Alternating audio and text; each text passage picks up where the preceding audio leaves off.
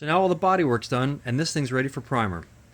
You want to throw a bag on the whole car because primer overspray just gets everywhere and you don't want to be cleaning that off your paint later on. So this is what it should look like right before you prime. We have our 320 all the way down to here. So you don't have to prime over this. Your primer should end up right around this area here. Don't go any farther past that because if you get primer up to your tape line, it's going to leave a line. And even if you sand it off, it's going to show up in your end result. And you definitely don't want that. So now I'm going to show you how to mix the primer. The primer I'm using, it's like a medium grade primer. It's nothing crazy, but it is a two-part primer, which it's something you definitely want to use. You have to put the hardener in it. It's a 4-to-1 mix ratio, so it's 4 parts primer, 1 part of the hardener. You want to have a good mass because this stuff stinks really bad. You want to have a good ventilated area. You definitely don't want to breathe this stuff in. The gun that we're using is a $15 Harbor Freight spray gun. I use that for primer. It works really good. So here we go. Let's get started. We're going to mix this up. So first, you just have to make sure that this is mixed very well. You don't want to have anything sticking on the bottom of the can here. So just mix it up really good. Should probably do it for a couple minutes. Don't shake it. You don't want to put air bubbles in paint. I don't think that's a good idea. So now on your mixing cup here, we have the right here 4-to-1 ratio. So that's what we're going to do.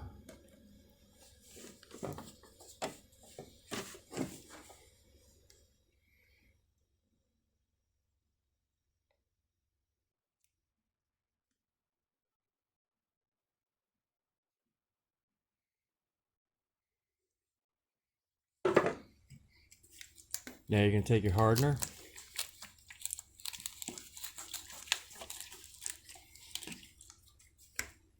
So you did 4 parts of primer. Now you're just going 1 part of this. You want to get it as close as you can, just so it dries properly. You want to mix this for about 30 seconds.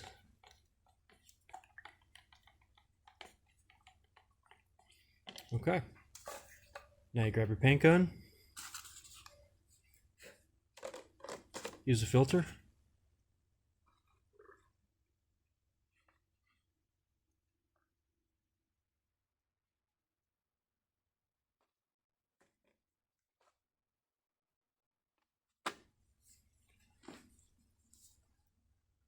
That's it, we're ready to spray.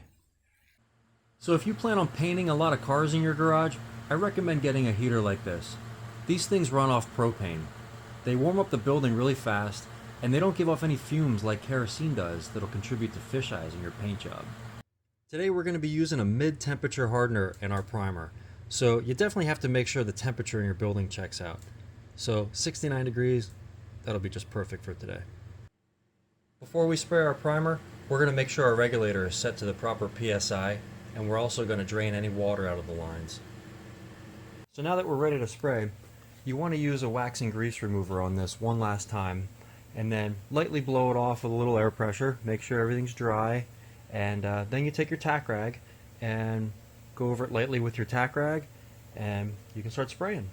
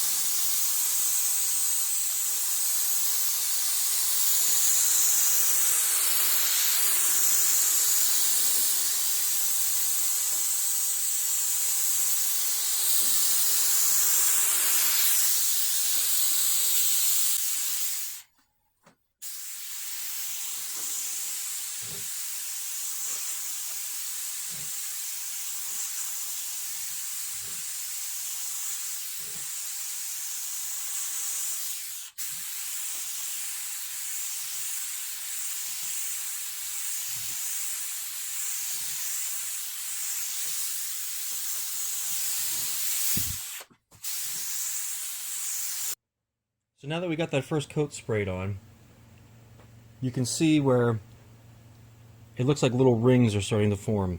That is the paint edges from where you sanded through. And this is the whole point of primer. It locks all that stuff down to where when you put your top coat on, your top coat doesn't do that.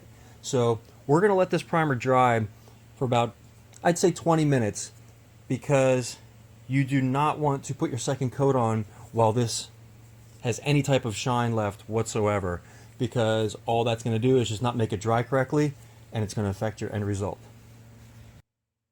So now that this is completely flashed off, it looks a whole lot different. So here we go with our second coat.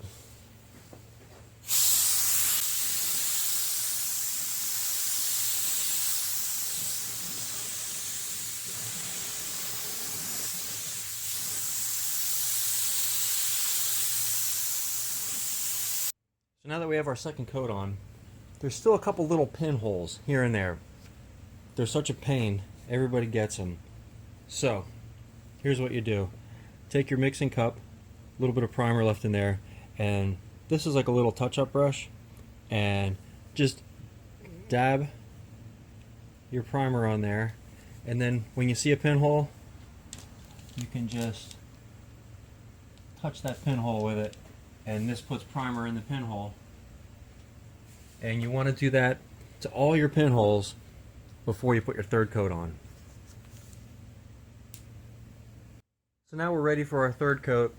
Our third coat doesn't have to go all over the whole thing, just pretty much where the scoop bonded to the hood. We're just going to throw a coat right in there, and that should do it.